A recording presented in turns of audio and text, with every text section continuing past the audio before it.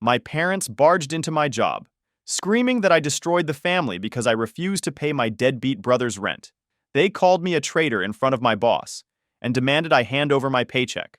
So I walked out mid-shift and went no contact, but they didn't expect what I did next. Hey everyone! Before we jump into today's video, I need your help. We've noticed the channel is losing some traction, and subscribing is one of the best ways you can support us. It's quick, free, and it helps us keep bringing you awesome content. Your support means the world. Let's keep this channel growing together. Thanks so much. Now let's start the video. Sup, Reddit. My family demanded I pay for my deadbeat brother's rent. When I refused, they barged into my job during my presentation and started trashing me in front of my boss. So I made some calls, then went full ghost mode. They were panicking. Here's what went down.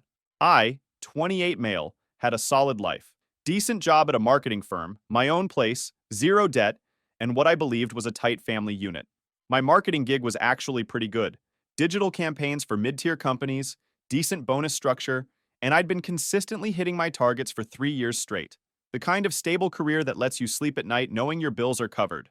Plus, I'd just landed a major automotive client. The commission structure was insane. I was looking at bonuses that could buy a decent used car every quarter. Oh, and I have Snow, my 3-year-old husky who's basically a furry tornado with separation anxiety and the intelligence of a brick when it suits him. This morning I caught him trying to bury his breakfast in the couch cushions because apparently my living room is now the Siberian tundra. Let me paint you the picture. My parents run this hardware store. Let's call it Parker Hardware and Supply. That's been bleeding money since Obama was in office. They act like it's some generational empire, but the truth is it's a glorified hobby shop that survives entirely on my monthly contributions, which started as helping with a business loan cosign when I was 24 and somehow evolved into permanent financial life support. Then there's my brother Brian, 25 male, who's mastered the art of professional victimhood. This guy dropped out of college junior year because his professors didn't understand his creative vision. Since then, he's bounced between jobs like a pinball, barista, yoga instructor, Instagram wellness coach, and currently works part-time at some crystals and sage shop downtown.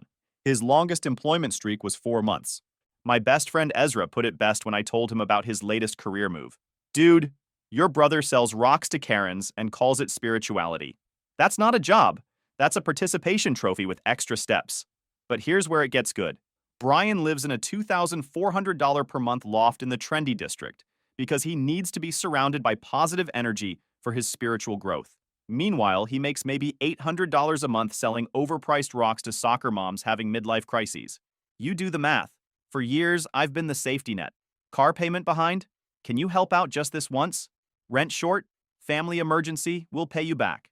Security deposit for the new place after he got evicted? It's an investment in his future. I kept telling myself it was temporary, that eventually they'd get their act together. The wake-up call came 3 months ago, when Dad hit me with that phone call. He starts with his usual, "Hey champ, got a minute?" which is basically code for empty your wallet.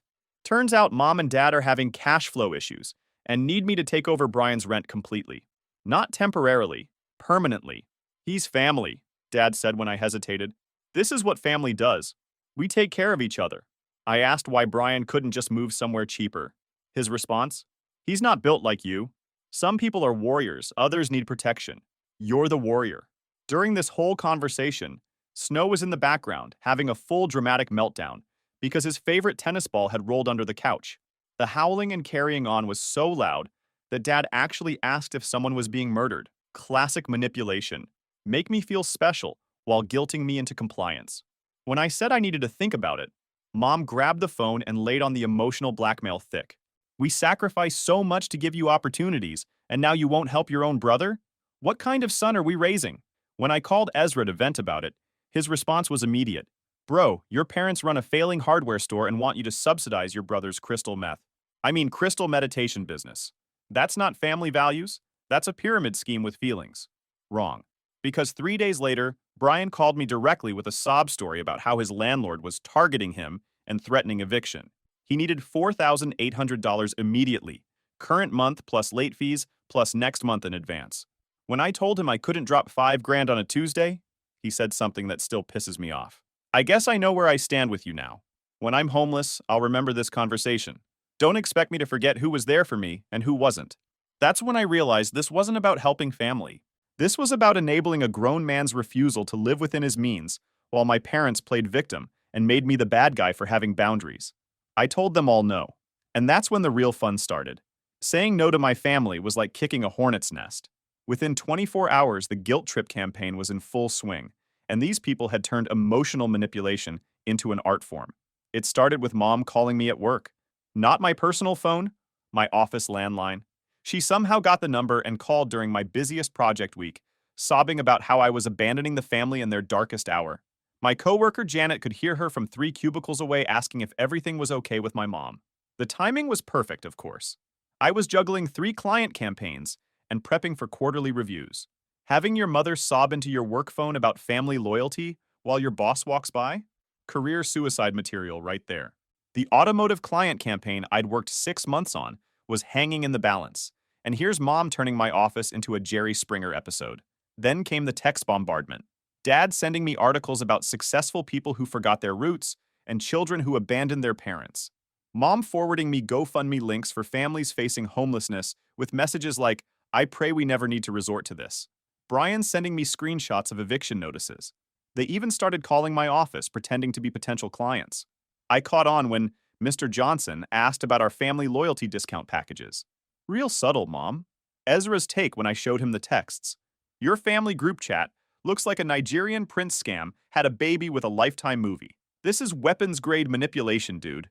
The psychological warfare ramped up when they started involving other people. Suddenly, every family gathering became an intervention. Uncle Derek, your dad mentioned you're going through a selfish phase. Cousin Melissa, your mom seems really stressed lately. Everything okay? Even my 80-year-old Grandma Parker got recruited to call and ask why I wasn't helping my brother in his time of need. But the real escalation came 2 weeks later during our monthly family dinner. I showed up thinking maybe we could work things out like adults. Instead, I walked into an ambush. Mom had printed out my bank statements somehow, probably got them during tax season when I let her help with paperwork, and she'd calculated exactly how much I could afford to give Brian. You spend $200 a month on that gym membership, she said, waving the papers around. You could cancel that and help your brother instead. Look at this. Netflix, Spotify, even your car payment. You have choices to make. Dad chimed in with his favorite guilt trip. We never asked you for anything growing up. The least you can do is help when we're struggling. I've been sending you money for 4 years, I pointed out. That's different, Dad insisted, dismissing my words with a wave. The store is an investment. This is family. When I suggested maybe Brian should get a full-time job, Mom's voice went ice cold. Not everyone can be as heartless as you've become. Some people have feelings, some people care about more than money. The dinner ended with Brian dramatically storming out. I can't believe this. I thought family meant something. I guess I was wrong about you. Mom followed him, shooting me a look like I'd personally ruined Christmas. Dad just shook his head and said, I don't know what happened to you, son. You used to care about this family. Driving home that night, I realized something had fundamentally shifted. These weren't the people who raised me. Or maybe they were, and I'd just been too blind to see it. Either way, I was done being their personal safety net. When I got home, Snow was waiting by the door with what I can only describe as a guilty expression. Turns out he'd somehow managed to get into the kitchen cabinet and had eaten an entire bag of dog treats, then thrown up on my carpet in a perfect circle like some kind of ritualistic offering. The vet bill from his stomach pump cost more than what Brian makes in a week, but they weren't done with me. Not even close. The breaking point came 6 weeks later, and it was so insane I still can't believe it actually happened. I was at work leading a presentation for our biggest client, a tech startup looking to rebrand their entire image. This was huge for me personally. My boss had basically said if this went well, I'd be looking at a promotion and a significant raise. The conference room was packed. My entire team, the clients, even some executives from our parent company who'd flown in specifically for this meeting. 20 minutes into my presentation, our receptionist Sarah burst through the door looking terrified. I'm sorry to interrupt, but there's a family emergency. Your parents are here and they say it's urgent. Before I could even process what she'd said, Mom and Dad pushed past her into the conference room. Not the hallway, not my cubicle, the actual conference room where I'm presenting to 12 people in suits. There you are, Mom screamed, pointing at me like I was a fugitive. How dare you ignore your family when we're in crisis? The room went dead silent. My client, this polished CEO in his 50s, looked like he was watching a nature documentary about unhinged relatives. Dad started yelling about how I'd turned my back on my blood and forgotten where I came from. But here's the part that still makes my blood boil. Mom looked directly at my boss and said, "This boy owes his family money. We raised him, fed him, clothed him, and now he thinks he's too good to help his brother avoid homelessness. Maybe you need to know what kind of person you're employing." My boss, this distinguished guy who'd been mentoring me for 2 years, just stared in shock as my mother tried to sabotage my career in real time. She actually turned to him and said, "You should garnish his wages. Teach him about family responsibility. We know exactly how much he makes." "Ma'am, this is highly inappropriate," my boss started. "Inappropriate?" Dad cut him off. "What's inappropriate is a son abandoning his family. We're not leaving until this gets resolved." I stood there watching my professional reputation disintegrate while my parents put on a performance for people I respected. The client kept checking his watch, clearly wanting to escape. My team looked mortified. Sarah was literally wringing her hands by the door. That's when something snapped. I looked at my boss, apologized to the client, and walked out. Just left. Mid-presentation, career potentially in ruins. But I couldn't stay in that room another second. The aftermath was brutal. 3 years of relationship building with this client, gone. My team had to scramble to salvage the presentation. The executives from corporate were asking questions about workplace security protocols. I spent the rest of the day in my car in the parking garage, fielding calls from HR about the incident and wondering if I still had a job. My boss eventually called and said we'd discuss it later, which in corporate speak usually means update your resume. The client ended up walking away from the deal. 6 months of work down the drain because my parents couldn't respect basic professional boundaries. We're talking about a $2.3 million campaign that would have set my career trajectory for the next 5 years. Instead, I got to explain to my team why our biggest pitch meeting turned into family therapy. But the harassment wasn't over. That evening, Brian showed up at my apartment. I should have seen it coming, but I was drained from the office disaster. When I opened the door, he looked uncharacteristically put together. Hair done, wearing the kind of outfit he usually saves for job interviews he never gets. "We need to talk," he said, pushing past me without invitation. Snow, being the brilliant guard dog he is, immediately rolled over and showed him his belly, tail wagging like he was his long-lost best friend. Real intimidating, buddy. For the next 2 hours, Brian deployed every manipulation tactic in the book. He started with fake concern. "This isn't like you. Maybe you're having some kind of breakdown?" When I said I was fine, he switched tactics. "Do you know what it's like watching mom cry every night because her son won't help his own brother? She keeps asking where she went wrong.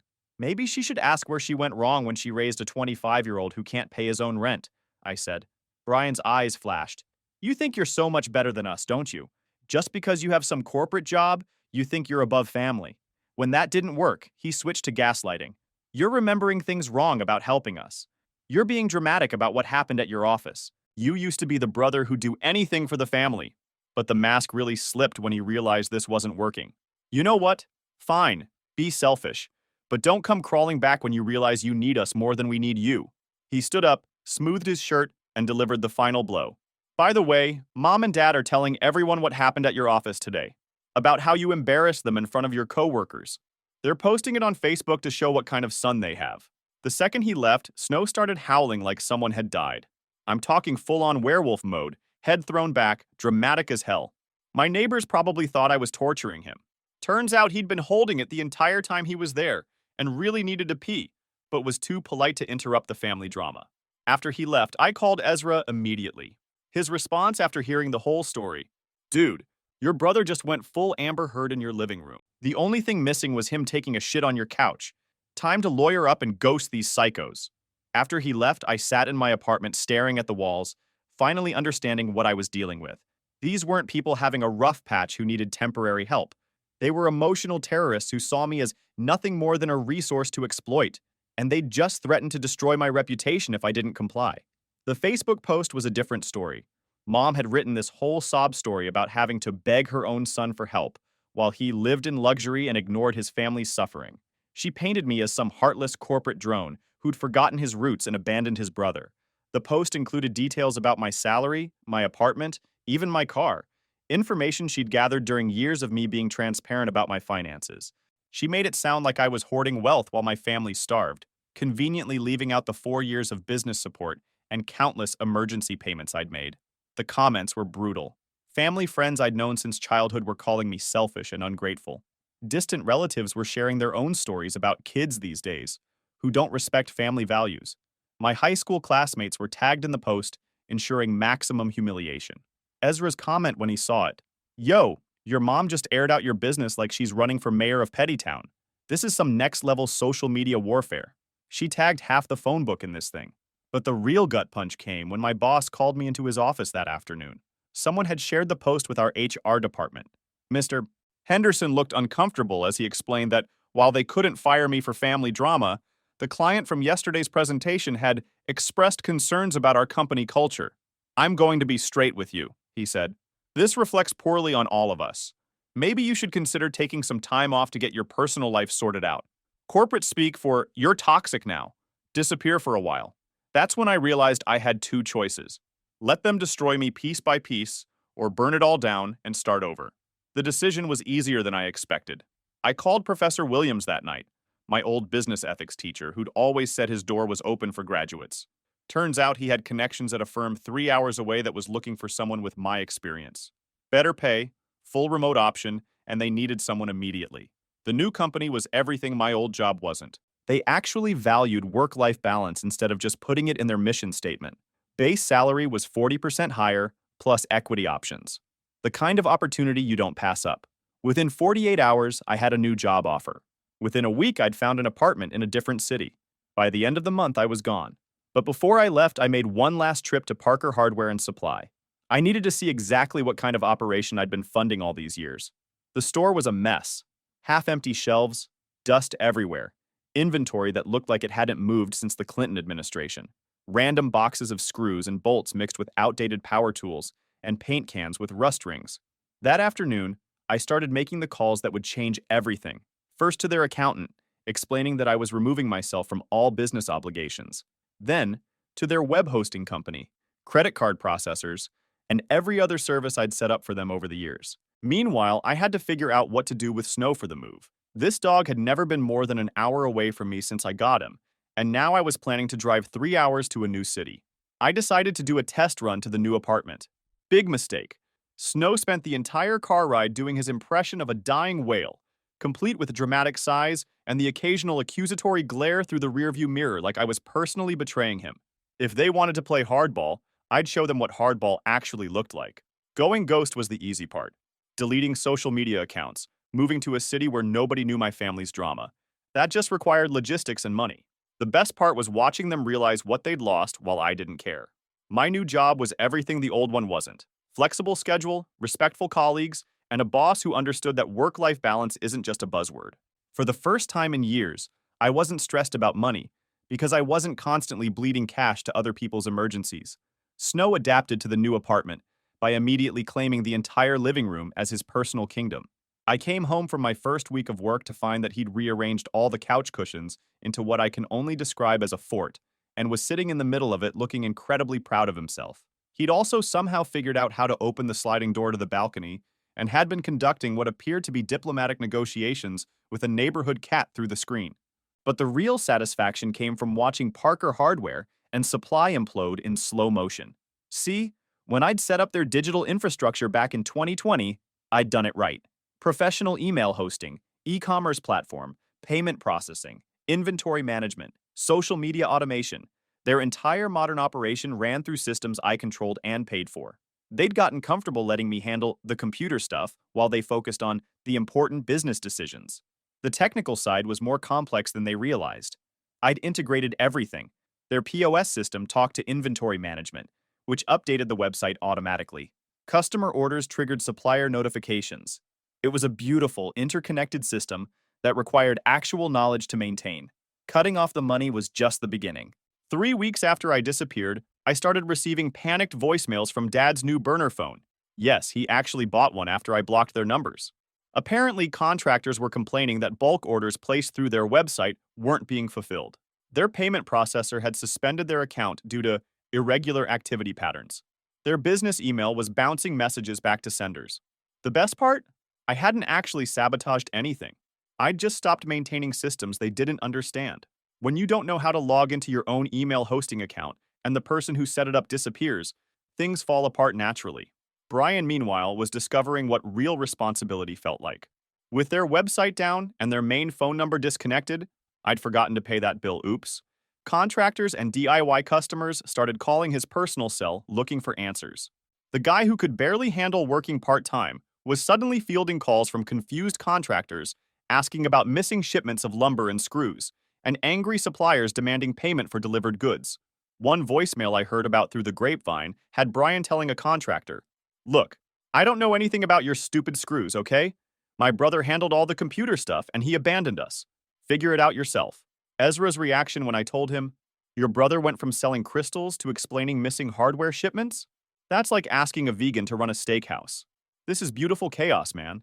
Through mutual friends, I heard he'd tried calling other family members for help. Uncle Derek's response, "Call your brother. He knows about computer stuff." Cousin Melissa, "Maybe you should get a real job and fix this yourself." Even Grandma Parker apparently told him to stop depending on others and figure it out. The Facebook post that was supposed to destroy my reputation had backfired spectacularly. People started asking uncomfortable questions about why a 25-year-old needed his brother to pay his rent, and why parents would humiliate their son at his workplace over money. The narrative flipped from ungrateful son abandons family to grown adults can't function without financial enabler. But my parents' real panic started when the IRS audit letter arrived. Remember how I'd been co-signing business loans and having my name on various accounts? When I formally removed myself from everything and their CPA filed the updated paperwork, it triggered automatic reviews. Turns out claiming employee payroll for people who don't exist and getting loans under false pretenses gets federal attention really quickly. Dad's voicemail from that day was pure desperation. "Son, please call me back. We can work this out. There's been a misunderstanding with the government and they're asking questions about you. We need to talk immediately. This affects all of us." When I didn't respond, the next message was, "Mom, how can you do this to your own family? The government is harassing us because of something you did. You owe us at least an explanation." A misunderstanding. Right. Like accidentally committing tax fraud is something that just happens to good people. I didn't call back, but I did contact a lawyer to make sure I was protected from whatever mess they'd created. Turns out documenting everything before cutting ties was the smartest move I'd ever made.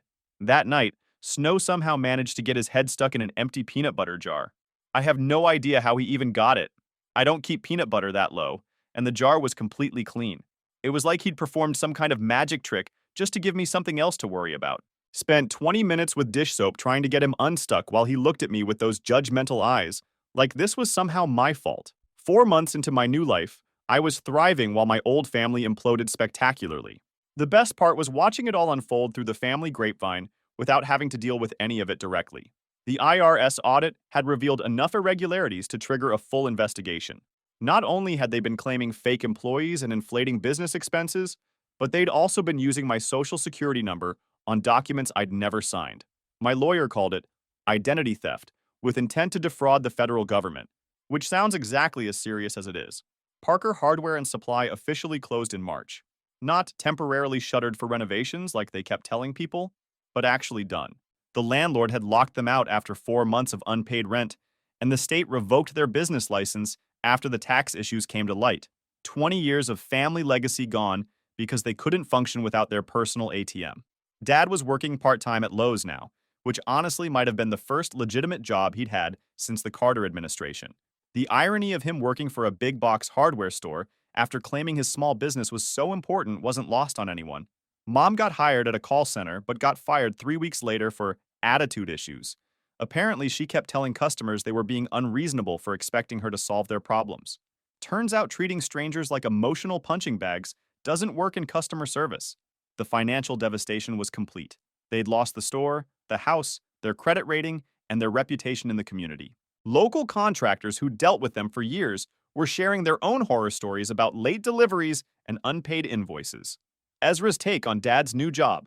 Your dad went from owning a hardware store to being a Lowe's employee. That's like Gordon Ramsay ending up as a McDonald's cashier. The poetry writes itself. The house went up for sale in April. Turns out when you lose your primary income source and face significant IRS penalties, keeping a 4-bedroom mortgage becomes impossible. They'd moved in with Uncle Derek temporarily, which must have been awkward since Derek had been one of the flying monkeys telling me I should help them. But Brian's situation was the most satisfying to watch. His landlord had finally evicted him after months of unpaid rent, and none of his extended guilt trip network stepped up with $2,400 a month to keep him in the trendy district. He'd moved back home with mom and dad just in time to be homeless with them when they lost the house. Last I heard, he was living in Uncle Derek's basement and working full-time for the first time in his adult life, overnight shifts at a 24-hour diner. Apparently being surrounded by positive energy was less important when faced with actual homelessness. According to my cousin Tyler, the family group chat had become a constant stream of drama and blame. One exchange he shared was typical. Brian texting, "This is all your fault for not supporting me when I needed it." To which mom replied, "We gave you everything and this is how you repay us." And dad chiming in with, "If your brother hadn't abandoned us, none of this would have happened." Uncle Derek eventually kicked them out after 6 weeks. His final words to them, according to Tyler, were, "I'm not running a charity for grown adults who refuse to take responsibility for their own lives." Snow had his own opinion about the family drama. Every time I got an update from Tyler, Snow would start howling along to whatever music was playing, like he was providing emotional commentary. Last week it was My Heart Will Go On by Celine Dion. The timing was perfect. Right when Tyler told me about Brian's diner job, Snow hit those high notes like he was mourning the death of his spiritual wellness career. Word was spreading through the extended family about what had really happened. The Facebook post that was supposed to make me look bad was still up, and people were reading it differently now. Comments like, "Maybe he should get a job," and "Sounds like you raised your kids to be dependent," weren't exactly the support they'd expected. But the real validation came from an unexpected source. Professor Williams called to check on how the new job was going and mentioned he'd been contacted by someone claiming to be my father. Dad had somehow tracked down my old advisor and tried to get him to talk sense into me about family responsibility. According to Professor Williams, Dad had said, "My son has lost his way. He's forgotten what family means. Maybe you can remind him that blood is thicker than water." Professor Williams's response, "Your son is one of the most responsible young men I've ever taught. If he cut contact with you, I'm sure you earned it." That's when I knew I'd made the right choice. These people had spent months trying to destroy my reputation, manipulate everyone around me, and paint themselves as victims. But the truth has a way of coming out, and people aren't as stupid as my parents assumed. I wasn't the villain in this story. I was the one person who refused to enable their dysfunction, and they couldn't handle losing their primary source of financial support and emotional control. 6 months of silence ended with a single text message that made everything worth it. "We need to talk. It's about legal issues. Please." The please was what got me. These people who'd humiliated me publicly, manipulated my relatives, and tried to sabotage my career were suddenly polite, but I wasn't interested in talking. I was interested in watching them face consequences without me there to catch them. Through my lawyer, I learned the full extent of their legal troubles. The IRS investigation had uncovered systematic fraud going back 7 years. They'd been claiming me as an employee while I was working elsewhere, inflating their business expenses, and using my information on loan applications without my knowledge. The federal government wanted their money, plus penalties, plus interest, plus they were facing potential criminal charges. Their attorney had reached out to mine, asking if I'd be willing to testify that I'd been a silent partner in the business. Basically, they wanted me to lie to federal investigators to save their asses. My lawyer's response was professionally worded, but essentially said hell no in legal terms. The civil case was just as satisfying. Remember that equipment loan I'd co-signed years ago? When Parker Hardware and Supply defaulted, the bank came after everyone on the paperwork. Since I'd properly documented my withdrawal from the business before any defaults occurred, I was protected. My parents weren't. The bank seized what was left of their inventory, mostly outdated tools and rusted hardware, and was pursuing them personally for the remaining balance. But the real masterpiece was watching them try to rebuild without understanding how any of their systems had worked. They'd attempted to restart the business under a new name, but without access to their customer database, supplier contacts, or payment processing, they were starting from zero. Except they weren't starting from zero. They were starting from negative, with destroyed credit and pending legal issues. Brian had tried launching his own spiritual wellness consulting business, which apparently consisted of posting inspirational quotes on Instagram and offering $200 energy alignment sessions. He'd made exactly one sale, to the same church friend who donated to their GoFundMe. Even the crystal shop had let him go after customers complained about his attitude. The last family gathering I heard about was apparently a disaster. Uncle Derek had hosted Thanksgiving, and the whole thing devolved into finger-pointing and blame. According to Tyler, the conversations went like this. Brian to Mom, "You ruined my life by not teaching me how to be independent." Mom to Dad, "This is your fault for not working harder." Dad to everyone, None of this would have happened if my son hadn't betrayed his own family. Grandma Parker reportedly stood up and said, "Enough. You all made your choices. Stop blaming everyone else for your problems." According to Tyler, who'd become my unofficial family intelligence source, the consensus among relatives was that my parents had brought this on themselves. Even Grandma Parker, who'd initially been sympathetic to their sob story, was reportedly disgusted by their behavior after learning the full truth. The GoFundMe was still up, by the way. Total raised after 8 months, $347. Most of it from people who'd later asked for their money back after hearing about the fraud charges. But my favorite update came from my old boss, Mr. Henderson. He'd reached out through LinkedIn to let me know that the client from the infamous presentation had actually been impressed by how I'd handled the situation. "Anyone can give a good presentation," the CEO had told him. "But walking away from toxic people while maintaining your professionalism? That takes real character." The CEO had apparently told his board of directors about the professional who chose integrity over family drama, and how rare that was in business. Mr. Henderson offered me a consulting contract at triple my old hourly rate.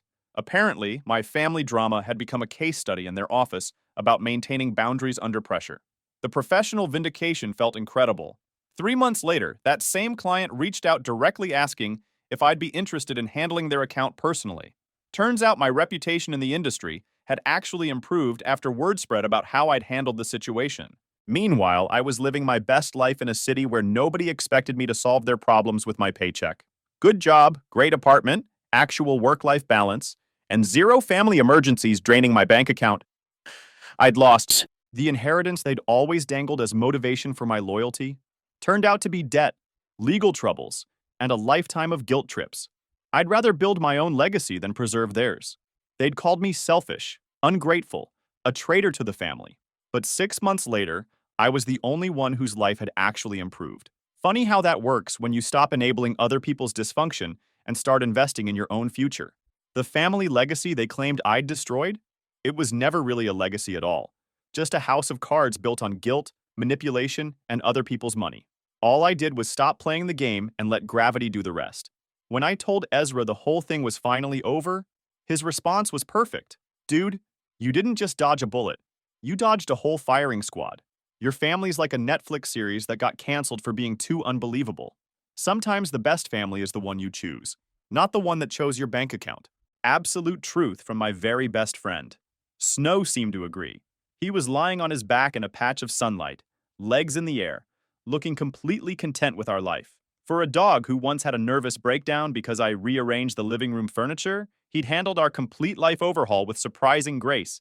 Apparently, even dogs know when you've made the right call about cutting toxic people loose. Sometimes the best revenge is living well, while toxic people face the natural consequences of their choices.